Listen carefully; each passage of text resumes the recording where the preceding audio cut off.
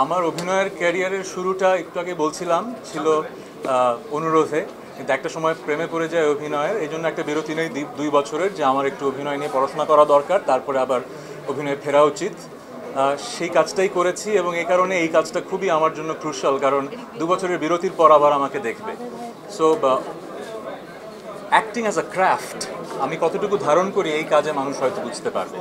So আমার জন্য challenge ছিল যে আসলে ক্রিকেটার হিসেবে বিলিভেবল হওয়া ব্যাপারটা, এবং অ্যাট দ্য সেম টাইম আমার অ্যাক্টিংয়ের যে ল্যাঙ্গুয়েজ সেটা কতটুকু ম্যাচিওর হয়েছে সেটা এই কাজে দেখানো। যেহেতু 2 বছরের বিরতি, অনেক মানুষ আগ্রহ নিয়ে দেখবে, সো আমিও অনেক এফোর্ট দিয়েই কাজটা করেছি এবং আমি ভেরি হ্যাপি। আমি খুবই আনন্দিত যে পুরো টিম অসম্ভব ভালো কাজ করেছে। আমার মনে হয় যে এখন যে ধরনের কাজ ওটিটিতে হচ্ছে খুব ভালো হচ্ছে, কিন্তু একটু ইউনিডিমেনশনাল হয়ে যাচ্ছে, সবই খুবই থ্রিলার ধর্মী হচ্ছে, কিন্তু হৃদয়ে ছোঁয়া গল্প আমাদের প্রাণের কাছের একটা সাবজেক্ট নিয়ে, ক্রিকেট নিয়ে হচ্ছে বলে আমার মনে হয় এই গল্পটা will transcend that thriller genre, এবং আসলে আপামর জনসাধারণের কাছে ভালো লাগবে এই গল্পটা। আমি খুবই আশাবাদী।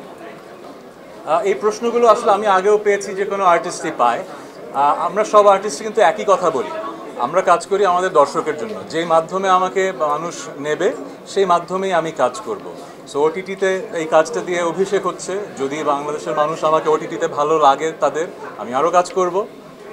আপনি ওটিটিকে কতটুকু মানে সাকসেসফুল মনে করছেন বাংলাদেশে ইন্ডাস্ট্রিতে? সাকসেস তো আপেক্ষিক ব্যাপার। ধরেন আমার যখন থার্ড গান হিট হয়েছে, তখন আমি ভেবেছি যে আলো ধরেন অথবা ঈর্ষা অথবা প্রেমাতাল, আমি ভেবেছি যে আমার গান প্রত্যন্ত অঞ্চলে ছড়িয়ে গেছে, কিন্তু আমার যে কোম্পানি লঞ্চ করেছে সে বলেছে না, শরীফুদ্দিনের গান তোমার চেয়ে অনেক বেশি বিক্রি হয়েছে। ওই সময় শরীফুদ্দিন ওয়াজ আ বিগার আর্টিস্ট, কিন্তু আমার যারা গান শুনতো, আবার যারা শরীফুদ্দিনের গান শুনতো, তারা কিন্তু আলাদা। সো আপনি কিন্তু ওটিটির সাকসেস, টিভির সাকসেস এবং ফিল্মের সাকসেস এক করতে পারবেন না। আমি মনে করি চরকি অথবা যারাই বাংলাদেশে ওটিটিতে ভালো কাজ করছে তারা কিন্তু সফল, কারণ মানুষ কিন্তু আগ্রহ নিয়ে দেখছে, আর আগ্রহ নিয়ে দেখছে বলেই কিন্তু আপনারা এই নিউজ কভার করতে আসছেন, রাইট?